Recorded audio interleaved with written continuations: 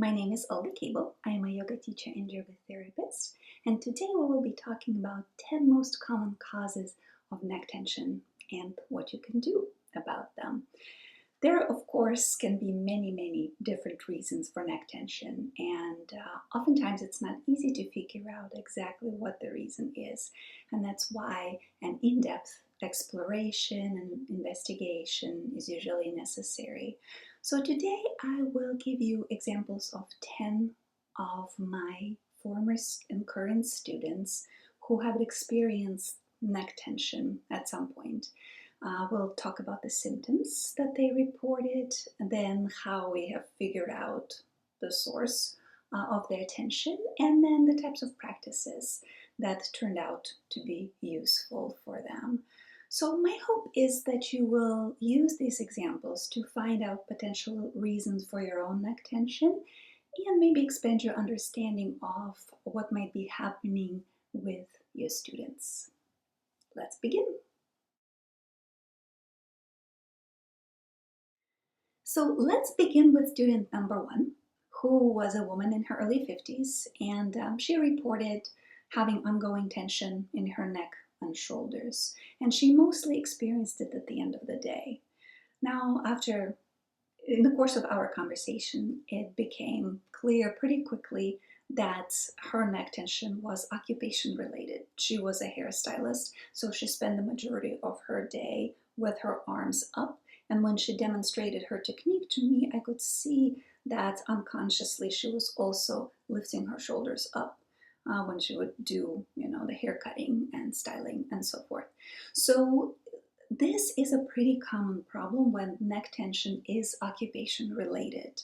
For example, I've worked with an electrician who worked at a hospital, so he spent the majority of his day changing the lights in the ceiling. So 8 hours a day he spent in this kind of position. So it was not surprising that his neck was hurting.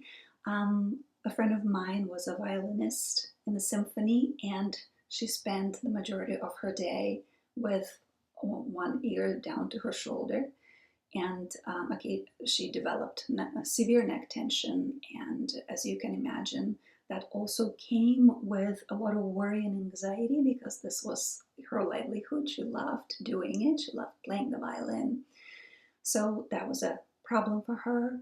I worked with a forklift driver who spent 8 hours of his working day in this type of a position where he would be driving the forklift while looking back behind him. So as you can imagine, his body was not happy about that as well. He had a very complicated pattern of tension throughout the body and it was stuck in that pattern of rotation. So this type of situation is very common when folks have an occupation that requires them to either do a repetitive motion over and over throughout the day or hold their heads and their arms in a sort of a elevated or twisted or side bend position, which can create a lot of tension in the neck. So when we work with the occupational hazards, so the cause of neck tension is occupational, the first thing we look at is the ergonomics of the workstation. Sometimes it is possible, to raise the computer monitor or do something that would alleviate some of the tension. But if you're a violinist, you can't do anything about it. So you need to reassess the movement pattern. For example, for my hairstylist client, being very mindful about the positioning of her shoulders and trying to change the pattern of how she was holding her arms as she was doing her work.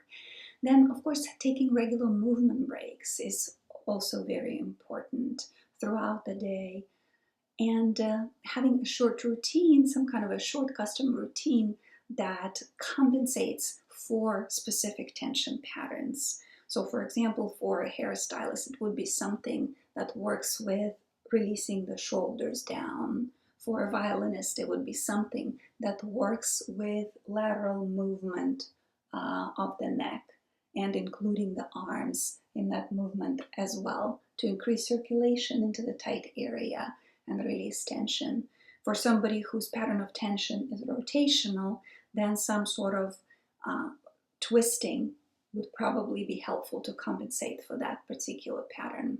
So those are the things we look at. That's why it's really important to understand the actual pattern of tension and then trying to find the movements that would kind of compensate for it. And that's something that the students would have to do throughout the day regularly.